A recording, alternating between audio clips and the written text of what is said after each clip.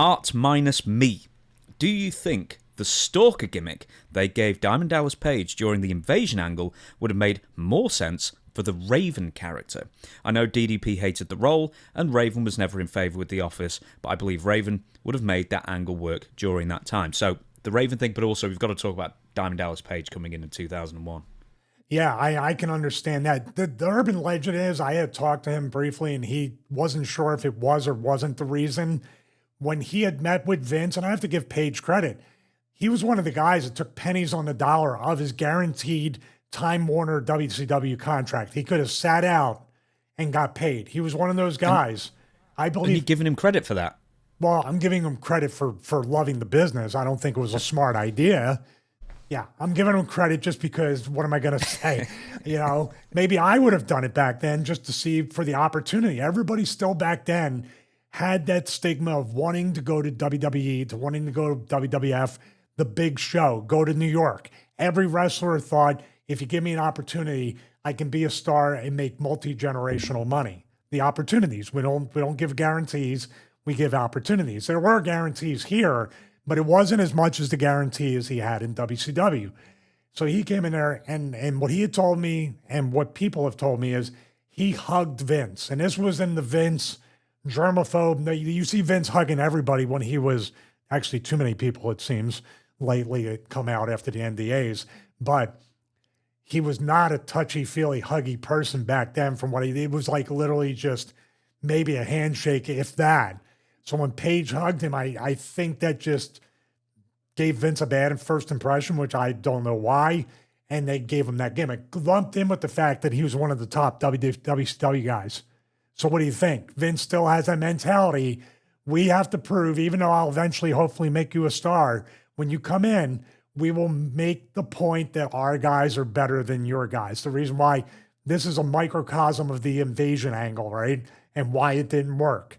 Would Raven have worked better? You know what's funny? They would have put Raven in that spot if they could have figured out a way to make him look worse than with Page. But I think they were smart enough to know that the Raven character was not a departure from the Stalker character, and the Stalker character was aligned with the dark, kind of like really almost in a way deep down and dark, it's satanic and psychotic and evil.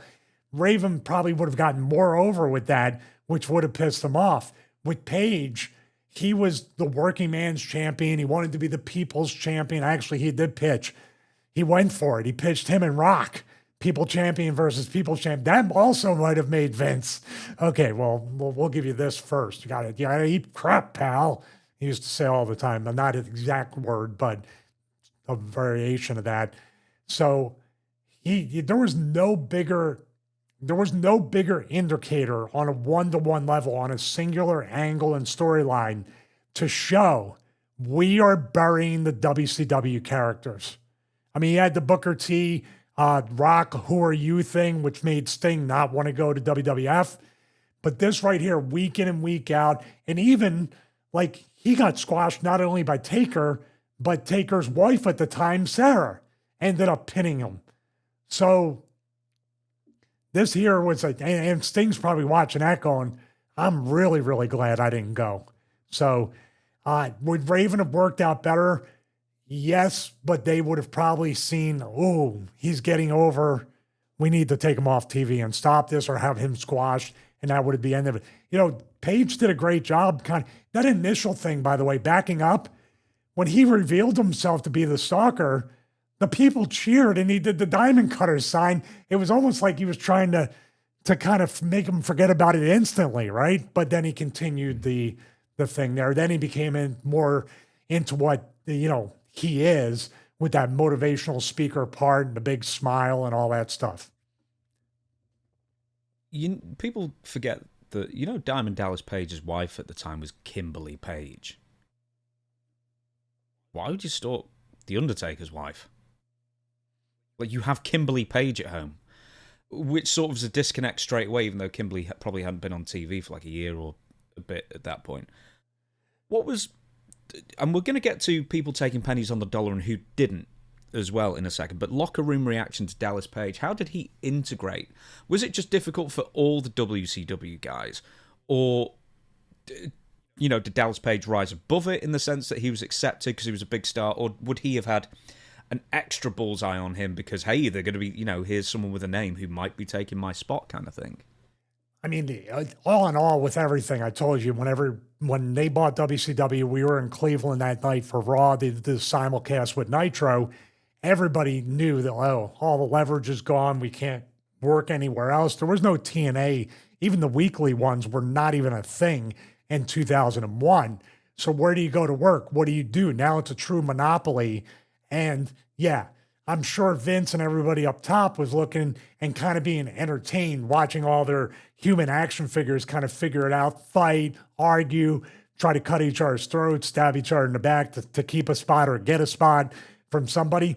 Paige has always been like, I give it the Shawshank Redemption, Andy Dufresne walking through the prison yard type thing. He, like Matt Stryker, who I talked about before in this metaphor, he just rises above, ignores it. He's big on affirmations. He can really mind F himself into thinking that he's on the right road.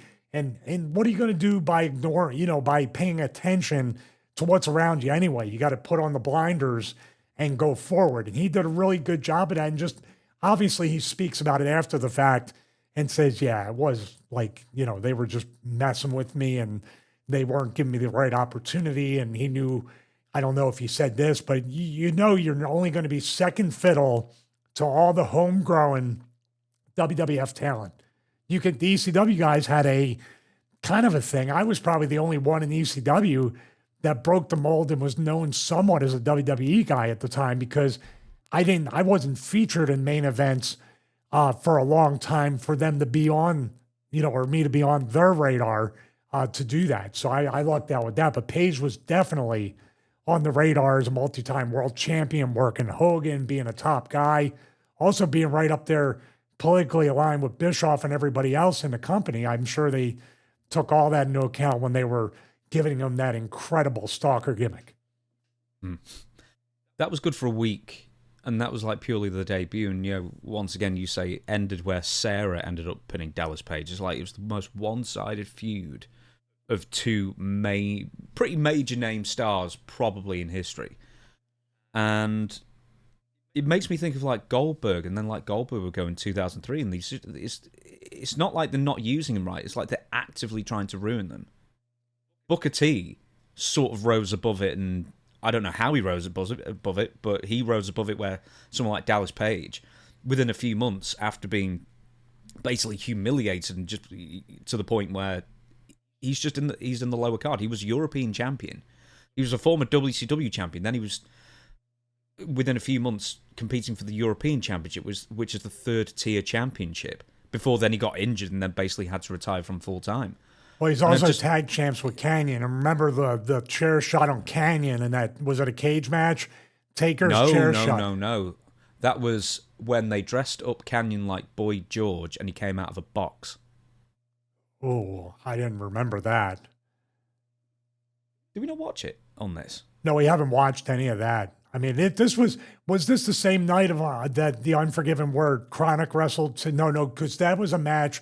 Taker and Kane beat Page and Canyon for the tag belts, for the WCW tag belts, right? And that chair shot on Canyon, and they were really like laying into both guys in that match, weren't they? Okay, well, if it's two separate incidents, the other one I'm thinking of is from 2003. Canyon had been off TV for ages. They got Canyon back on, and he got such a bad concussion from that chair shot. But it might have been more than once where Canyon. But that's the thing where Canyon said, "Well, I just recently said I was gay to somebody, and it got in the company, and then all of a sudden I'm on TV as Boy George, and then Undertaker crowned me really hard, and ended up." I don't know if Chris Canyon said at the time that it basically. That was a concussion so bad it affected his health for the rest of his life, but he said that was a really bad one. Yeah, and unfortunately, probably other incidents. And unfortunately, people are so we talked about it before with the SummerSlam thing and night 2, and everything was a hardcore match, street fight, TLC. That it's definitely desensitizing anybody to think, well, that wasn't a big deal, but one concussion can completely end your career and change your life forever. I have no doubt of that. And it's good to see that. It's good to see that the anti-bullying campaign is successful. One more thing about Dallas Page. Were you in the? And I know that room? wasn't around during that time, so no. you can correct me. I know Be a Star wasn't there, but they've always claimed to care. One big happy family. You know, I'd rather be a orphan. Yeah, they brought that in 2005, and then around that time, that's when they did the Jim Ross thing when he was having colon issues. The first time they did that skit with Dr. Heine. That was in like 2005 or something. Yeah, Goldberg, Sting, Scott Steiner, Outsiders, Lex Luger, Jeff Jarrett. I mean, Luger and Jarrett, they probably wouldn't have been hired anyway, but the other ones, you know, I'm sure Vince McMahon was desperate to have them over. And the only people who took pennies on the dollar kind of thing to jump over was Booker T and Diamond Dallas Page, which for Booker T it worked out. For Diamond Dallas Page, it hastened the end of his career in two ways, because he ends up, just his character's completely desecrated by the Undertaker, or the booking anyway. And then a few months afterwards, he ends up getting like a superplex off Hardcore Holly, and he like rolls over too much, it injures his back or his hips or something, and then he was done from there. So yeah, and that can happen on any superplex. He didn't really over rotate or land on his feet and kind of jam it up. It bit his back in a way that was it. That was the bump that hit where he hit the wall on that. One other thing with that, the Booker T thing, I believe it was the supermarket fight with Austin that really put him in favor with Vince. Just my guess. It was so entertaining. He did such a great job. Hung with Austin too. They were laying it into each other. He was right there, and maybe Austin went to Vince and said, "You know, this is going to be good." You know, for him, kind of vouch for him. I'm speculating on that, but I think that obviously Kevin Nash, Scott Hall, even Hogan, and all those people are super smart. In wrestling, I'll give this example because we just watched LA Knight come out for Seth Rollins after Seth cashed in the next night on Raw. You never want to be the first challenger after somebody wins a world title. You never want to be that first guy in the first storyline when somebody debuts. You're done. You're just a stepping stone to get this person to the next level. So maybe these guys said, we'll wait till the smoke clears. We'll send Booker T and DDP and other guys as like recon or scouts. Let's see how they treat them and maybe get all the pettiness out of their system, and then they want to do business. That's the smart way of looking at it. Plus, this is guaranteed Time Warner money. We can just sit home for years. Why not?